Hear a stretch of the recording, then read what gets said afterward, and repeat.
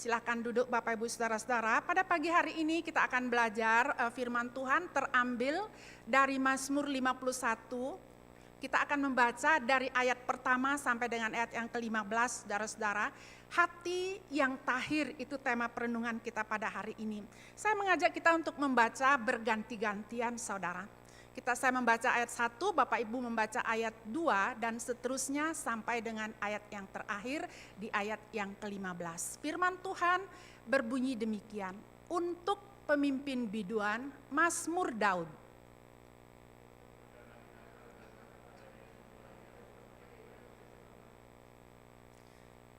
Kasihanilah aku ya Allah, menurut kasih setiamu. Hapuskanlah pelanggaranku menurut rahmat-Mu yang besar.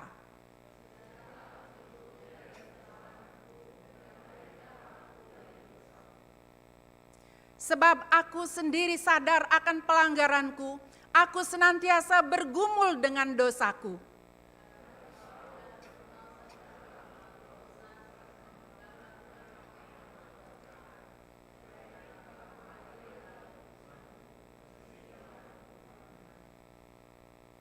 Sebab aku sendiri sadar akan pelanggaranku, aku senantiasa bergumul dengan dosaku.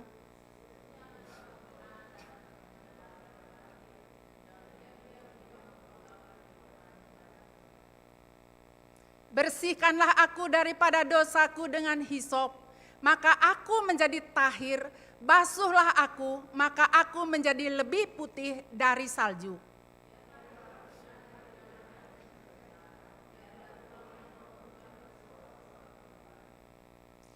Sembunyikanlah wajah-Mu terhadap dosaku, hapuskanlah segala kesalahanku.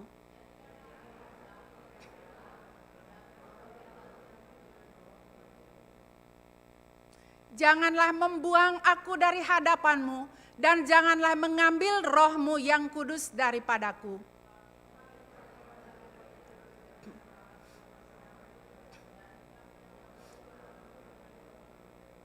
Bersama-sama, maka aku akan mengajarkan jalan-Mu kepada orang-orang yang melakukan pelanggaran, supaya orang-orang berdosa berbalik kepadamu.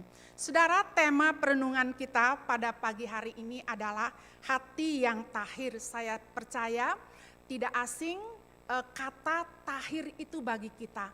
Nah, saudara yang dikasih oleh Tuhan, Mazmur 51 ini merupakan Mazmur yang paling sedih, Mazmur duka cita, karena Daud menjerit di hadapan Tuhan atas pelanggaran yang dia lakukan karena dia jatuh di dalam dosa persinahan, saudara. Jadi Mazmur ini sangat terkenal, sering disebut dengan Mazmur pertobatan, jeritan Daud karena duka cita yang dia alami. Nah, Bapak Ibu saudara-saudara yang saya kasih di dalam Tuhan, untuk mengerti hal ini, saya rindu mengajak kita untuk memikirkan bagaimana jalan ceritanya atau apa yang terjadi dengan Daud sampai dia jatuh ke dalam dosa persinahan. Bukankah dia seorang raja, saudara? Bukankah dia seorang yang takut akan Tuhan? Bukankah dia orang yang dekat dengan Tuhan? Saudara, di dalam 2 Samuel pasal 11 dan pasal 12 menceritakan peristiwa ini secara detail, saudara. Ketika Daud dikatakan sedang berjalan di sotoh istananya, dia melihat seorang wanita yang sedang mandi, saudara. Daud kemudian menanyakan identitas perempuan itu, siapa dia? Saudara, rupanya dia adalah Batsheba, seorang wanita atau istri dari Uria, panglima perangnya Daud. Nah, saudara, setelah mengetahui identitas wanita tersebut, Raja Daud mengundang dia ke istana. Saudara, Alkitab mencatat, saudara-saudara, akhirnya Daud jatuh di dalam dosa. Dia tidur dengan Batsheba yang bukan istri sahnya. Nah, saudara-saudara yang saya kasih di dalam Tuhan, dikatakan kemudian Batsheba beberapa waktu kemudian dia memberitahukan kepada Raja Daud bahwa dia sedang hamil. Nah, saudara, saya tidak bisa membayangkan bagaimana ketika Daud tahu berita itu. Tetapi Alkitab mencatat, saudara, Daud menyuruh Uria pulang dari medan perang supaya dia ke rumah dan tidur dengan istrinya. Itu tujuan Daud. Untuk apa? Menutupi dosanya. Ternyata Uria tidak mau, saudara. Sehingga Daud putar bagaimana dia dengan licik, dia berpikir, dia memiliki satu ide, dia memiliki satu siasat. Uria itu harus ditaruh di barisan paling depan ketika perang, ketika berperang di dalam perang itu. Sampai saudara-saudara ketika peperangan lagi sengit, bagaimana orang lain mundur dengan satu tujuan supaya Uria itu mati. Nah setelah menjalankan cara rencana dengan licik, saudara, memang Alkitab mencatat Uria tewas di dalam peperangan dan Daud dengan leluasa boleh mengambil Batseba sebagai istrinya. Dosa yang dilakukan Daud membuat Tuhan sangat murka. Dikatakan di pasal 12, Tuhan mengutus Nabi Nathan untuk menegur dosa Daud. Saudara-saudara yang saya kasih di dalam Tuhan, di dalam 2 Samuel pasal 12 ayat 1 sampai ayat yang ke-7 menceritakan begini. Kita dapat melihat di sana saudara-saudara, Nabi Nathan datang kepada Raja Daud, ia menegur keadaan Daud pada saat itu. Nabi Nathan menggunakan kisah orang kaya dan orang miskin. Orang kaya itu diceritakan merampas satu-satunya domba yang dimiliki oleh si miskin. Kisah ini menggambarkan ketidakadilan, membuat Daud sangat marah ketika mendengar cerita ini, saudara. Saudara boleh membaca di dalam 2 Samuel pasal 11 dan pasal yang ke-12. Itu sangat jelas memberitahukan bagaimana reaksi Daud ketika mendengar itu, saudara. Dikatakan anak domba betina itu Daud sangat marah. Dan dia katakan anak orang yang melakukan hal itu harus dihukum mati. Itu kata Daud, saudara. Kemudian anak domba betina yang dia sudah ambil itu harus diganti 4 kali lipat. Karena dia sudah melakukan hal yang tidak berkenan di hati Tuhan. Saudara tidak memiliki belas kasihan. Saudara-saudara yang saya kasih di dalam Tuhan, Nabi Nathan terdiam. Nabi Nathan langsung mengatakan kepada Daud, kamulah orangnya. Kamulah orangnya yang telah melakukan dosa itu.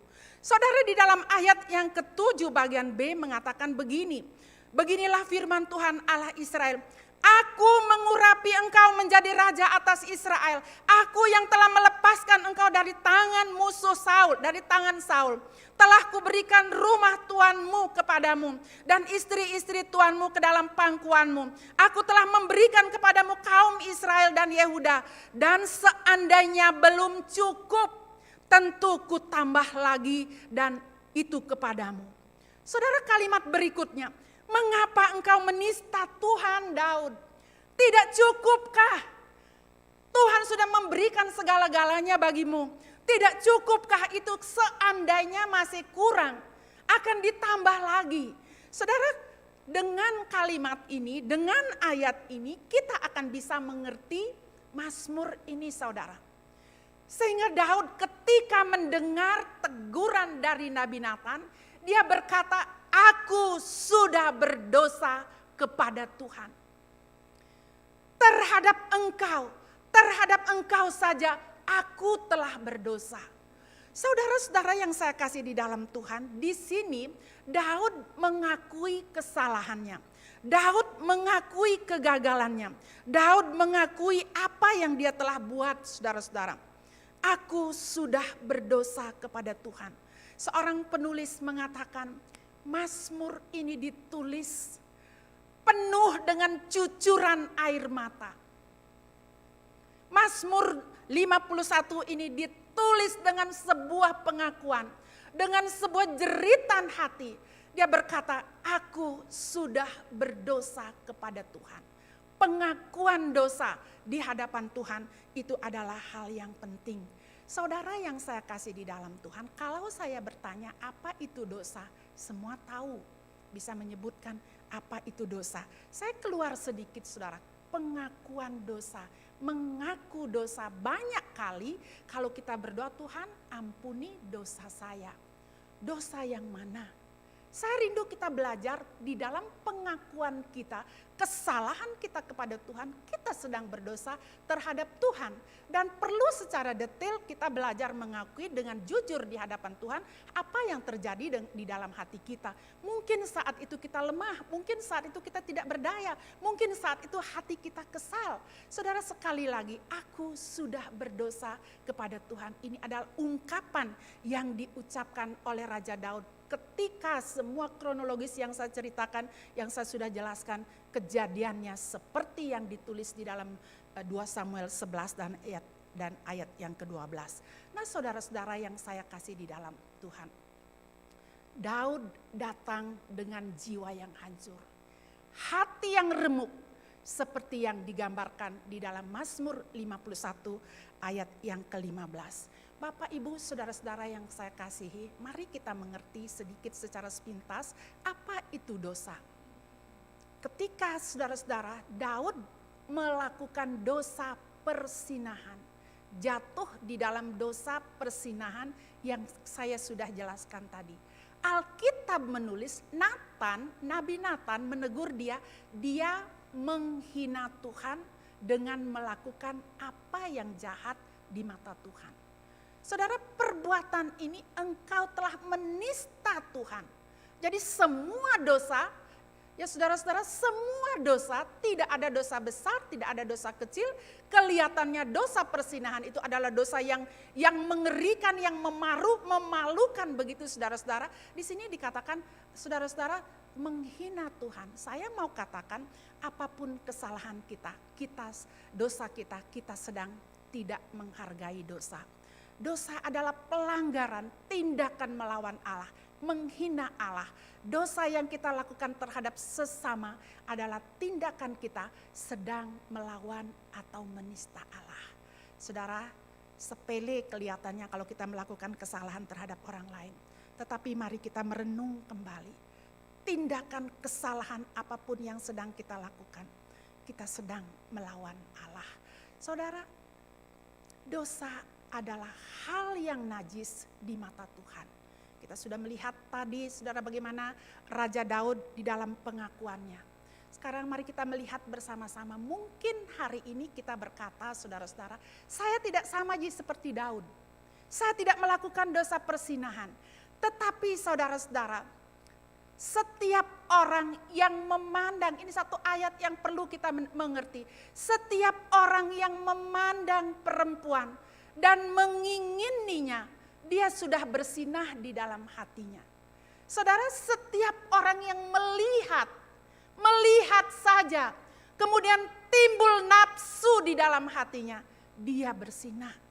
Saudara, persinahan secara rohani. Saudara-saudara, inilah yang firman Tuhan katakan. Kiranya Tuhan akan menuntun saya dan saudara. Tuhan membawa saudara dan saya kepada satu pemahaman apa yang Tuhan pandang di dalam kehidupan saya dan saudara.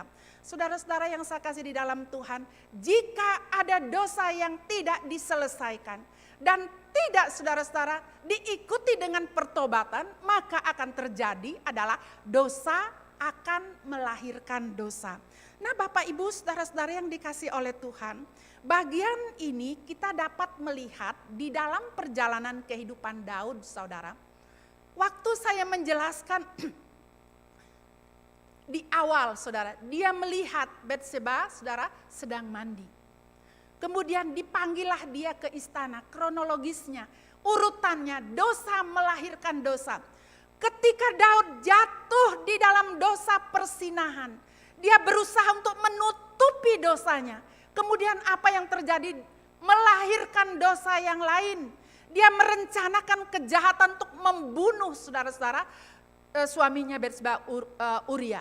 Jadi dosa persinahan itu ditutupi, saudara, melahirkan dosa pembunuhan. Kemudian setelah dibunuh, mengambil istrinya, mengambil Batseba. Kelihatannya bagus, dia seorang raja yang baik, bertanggung jawab, janda yang sudah tidak ada suaminya, apalagi janda yang suaminya berjasa, dia ambil, dilindungi, dinafkahi dan kira-kira seperti itu saudara. Kelihatannya baik, bukankah ini dosa melahirkan dosa? Jadi sekali lagi saudara, sekecil apapun kesalahan kita, kalau kita tidak selesaikan, dia akan melahirkan dosa yang lain. Yang membuat akhirnya saya dan saudara kehilangan kekuatan di hadapan Tuhan. Cukup saudara, saya marah dengan orang lain.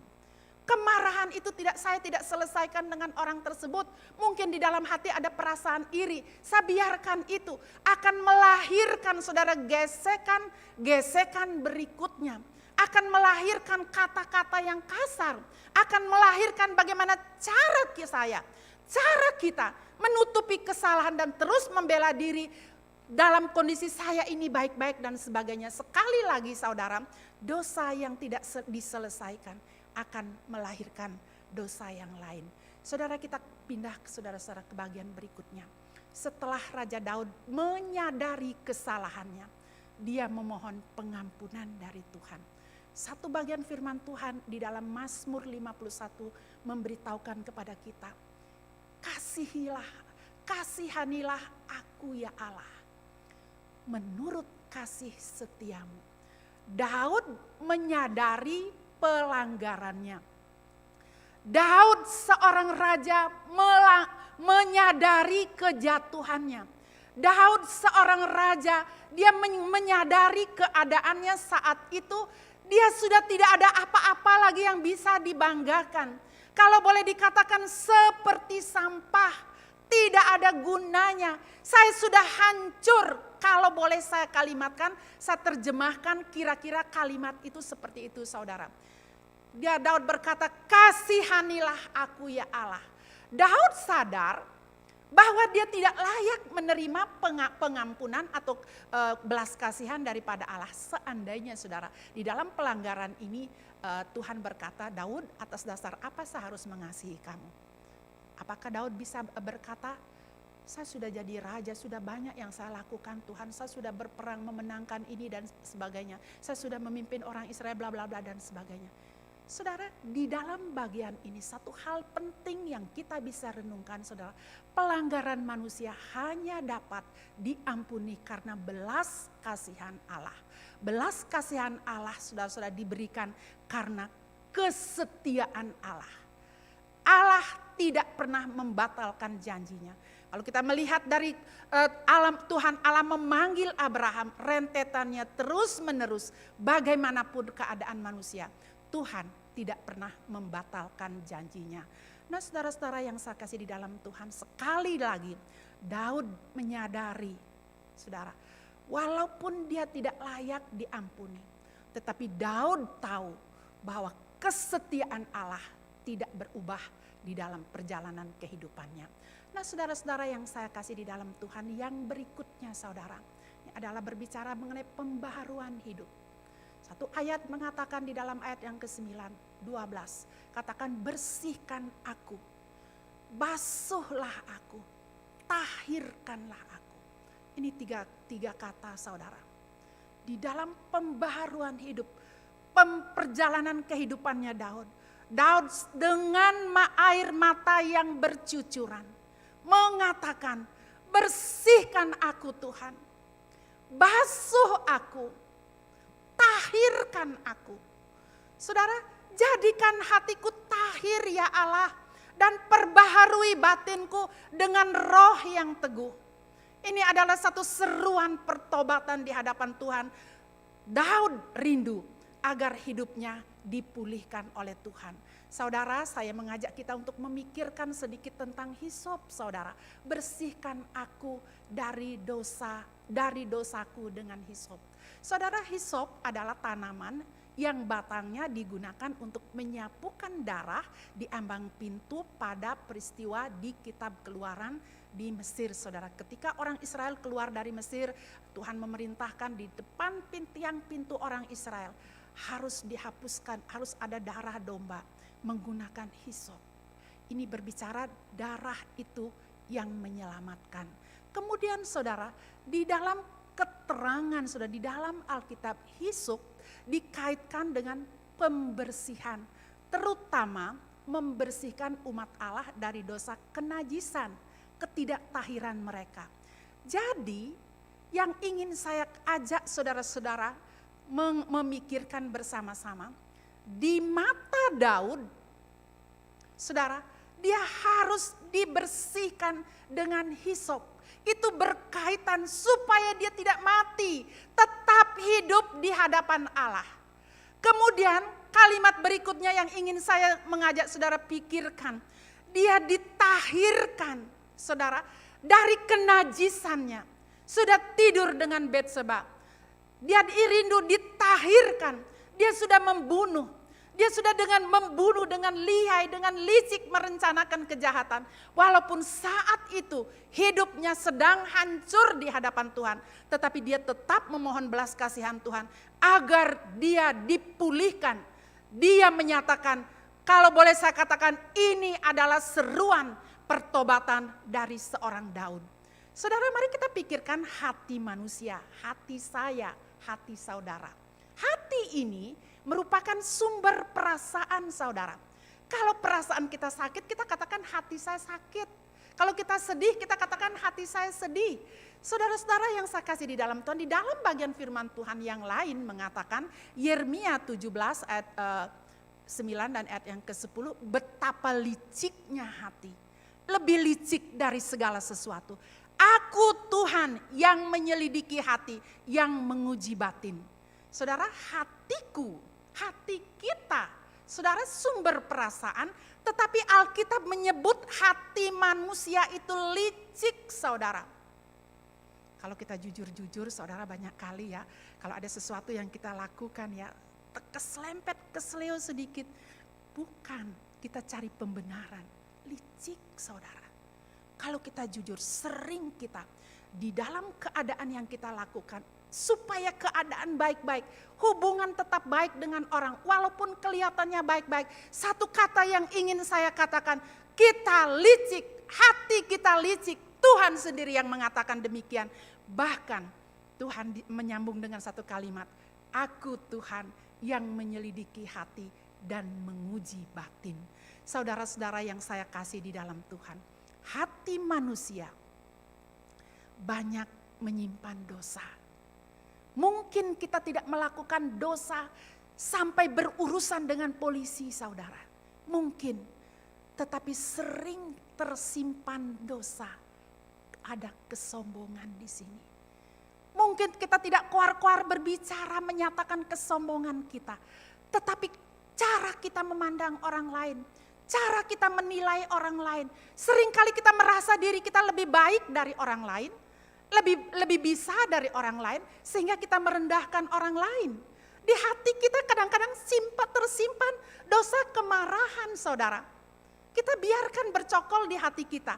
Ada dosa iri hati, ada dengki, sombong secara rohani, sudah susah menerima masukan, dan lain-lainnya. Ketika saya tidak bisa ditegur, saudara, ketika saya susah diberikan masukan, sesungguhnya saya sombong. Saya tidak mau, saya lebih bisa dan sebagainya. Berbicara mengenai hati ini, saudara, semua orang bisa jatuh di dalam dosa ini. Mau tinggi bagaimanapun pendidikannya, mau berpengaruh bagaimanapun, jabatan seperti apapun yang kita sedang duduki, saudara, orang bisa jatuh di dalam dosa ini. Hati ini pabriknya dosa. Nah, saudara-saudara, kalau demikian, saudara-saudara, apa yang harus kita lakukan, saudara? Alkitab memberitahukan kepada kita di dalam Yesaya, sekalipun dosamu merah seperti kirmizi, akan menjadi putih seperti salju. Sekalipun berwarna merah seperti kain kesumba, akan menjadi putih seperti bulu domba. Artinya, bagaimanapun hitamnya dosa kita, bagaimanapun kelamnya hidup kita, Bagaimanapun hancurnya saya dan saudara, bagaimana syaratnya saya dengan dosa saudara. Dosa yang kelihatan, dosa yang tidak kelihatan, dosa yang mengerikan, dosa yang halus-halus tetapi dampaknya dahsyat. Saudara, ini firman Tuhan. Kiranya menolong saya dan saudara bahwa ada anugerah di hadapan Tuhan. Kemudian bagaimana caranya supaya kita saudara-saudara menerima pengampunan itu. Jika kita mengaku dosa kita, maka Ia adalah setia dan adil, sehingga Ia akan mengampuni segala dosa kita dan menyucikan kita dari segala kejahatan kita. Saudara-saudara yang saya kasih di dalam Tuhan, Tuhan mengampuni dosa.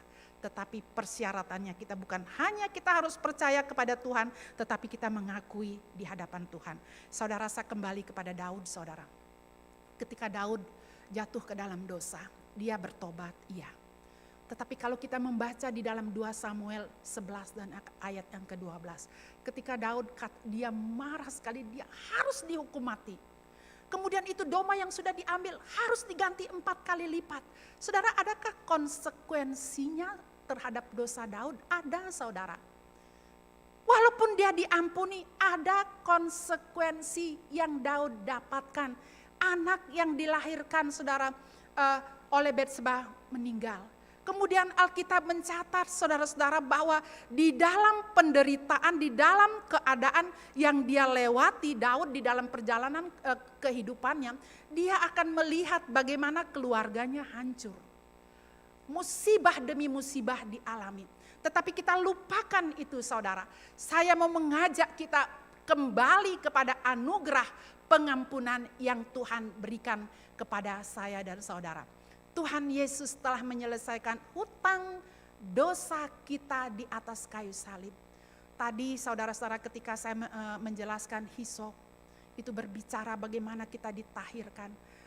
Hari ini kita bersyukur kepada Tuhan. Yesus Kristus sudah menyelesaikan hutang dosa saya dan saudara. Hati yang tahir, agar hati saya, hati saudara tetap dikuduskan oleh Tuhan. Kita berjalan di dalam perjalanan kehidupan kita, seringkali kita kepleset, saudara. Apa yang harus kita lakukan? Kita harus membuka diri kita dan siap untuk terima teguran. Kita harus punya sikap hati yang siap diubah, yang siap bertobat, yang siap meninggalkan segala dosa kita. Nah, saudara, biarlah Tuhan memberikan saya dan saudara kekuatan di dalam rohnya yang kudus. Saudara-saudara, tidak ada seorang pun yang kebal terhadap dosa, saudara. Tidak ada seorang pun yang mampu melewati kehidupannya tanpa dia kepeleset. Tetapi yang harus kita perjuangkan dan pikirkan, kita tidak boleh hidup di dalam dosa. Kita harus menyelesaikan di hadapan Tuhan. Kita harus memohon Tuhan mengampuni kita. Untuk apa? Agar kita tidak kehilangan kekuatan di hadapan Tuhan. Saya dan saudara memiliki tanggung jawab yang berbeda. Ada keluarga, ada pekerjaan, ada pelayanan, ada studi yang harus kita lakukan, saudara. Kita harus betul-betul terus menjadikan Tuhan segala-galanya. Dan berkata kepada Tuhan, jadikan hatiku tahir ya Allah. Dan perbaharuilah batinku dengan roh yang teguh. Saya cari kalimat berikutnya, saudara. Mengatakan begini. Dan lengkapilah aku dengan roh yang rela. Ayat ini berbicara, saya cari tahu apa maksudnya ini. Di ayat 12 dikatakan, jadikan hatiku tahir Tuhan. Kemudian dikatakan perbaharui batinku dengan roh yang teguh. Dengan satu komitmen yang kuat dari hari ke sehari. Kemudian di kalimat berikutnya, lengkapilah aku dengan roh yang rela. Saudara, satu kalimat yang bagus, saudara-saudara. Berikan saya hati, saudara, hati yang bisa dipercaya. Hati yang taat. Setiap hari di Tuhan, tolong berikan saya hati punya kerinduan yang besar, kerinduan yang dalam untuk taat. Apapun yang terjadi di sekeliling kita. Kita akan melewati berbanyak hal, saudara, akan melewati berbanyak pergumulan. Kita, saudara-saudara, di dalam perjalanan kehidupan kita, saudara, kita tidak aman-aman walaupun ada perlindungan Tuhan. Dosa itu kalau kita ingat kejadiannya Kain dan Habel, saudara, ketika Kain membunuh adiknya, satu ayat bagian firman Tuhan katakan begini, kalau kau tidak hati-hati, iblis mengintip kamu, ya. Iblis itu intip kamu di depan pintu begitu, ada iblis yang intip kamu. Kemudian di bagian lain dikatakan bahwa kuasa kegelapan iblis itu berkeliling mencari orang untuk dapat ditelannya. Artinya apa? Hidup kita di sekeliling kita ada musuh yang kita tidak lihat. Tetapi Tuhan mau kita memiliki kekuatan yang besar. Tuhan mau kita menerima pengampunan yang sempurna dari Tuhan. Tidak boleh dosa itu mengintimidasi kita. Kau sudah lakukan ini, kau tidak layak dan sebagainya. Tidak boleh, karena Tuhan sudah menyelesaikan di atas kayu salib. Hal yang perlu saya dan saudara lakukan di dalam perjalanan kehidupan kita setiap hari adalah ini. Jadikan hatiku tahir ya Allah. Dan perbaharui dari hari ke hari batinku dengan roh yang teguh. Berikan aku hati yang dapat dipercaya, hati yang selalu mau taat kepada Tuhan di dalam segala situasi. Kiranya Tuhan akan menolong dan memberikan kita kekuatan.